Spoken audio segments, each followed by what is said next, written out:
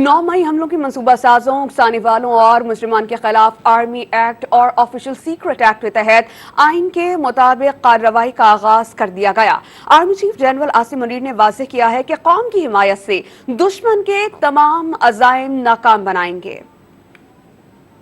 लाहौर के core head quarter में अफसरान और जवानों से खिताब में आर्मी चीफ ने कहा कि फौज मुल्क के अवाम से ताकत हासिल करती है। फौज और अवाम के दरमियान दूरी पैदा करना रियासत मुखालिफ इक़दाम है जो बर्दाश्त नहीं किया जाएगा। दुश्मन कुव्वतें जाली खबरों और प्रोपेगेंडे के जरिए इंतशार फैलाना चाहती हैं, जिन्हें कौम की मदद से शिकस्त दी जाएगी। आर्मी चीफ को 9 मई के स्याह दिन पेश आने वाले वाकयात पर ब्रीफिंग भी दी गई। जनरल आसिम मुनीर ने जिना हाउस और निशाना बनने वाली फौजी तनसीबात का दौरा भी किया। जनरल आसिम मुनीर सर्विसेज अस्पताल भी गए, जहां उन्होंने 9 मई को जख्मी होने वाले DIG अली नासिर रिजवी से खैरियत दरियाफ्त की। आर्मी चीफ ने कुर्बान लाइन्स का दौरा करके पुलिस हुकाम से भी मुलाकात की। उन्होंने शोहदा को खराज अकीदत पेश किया और फसादात के दौरान तहम्मुल का मुजाहरा करने पर पुलिस को सराहा।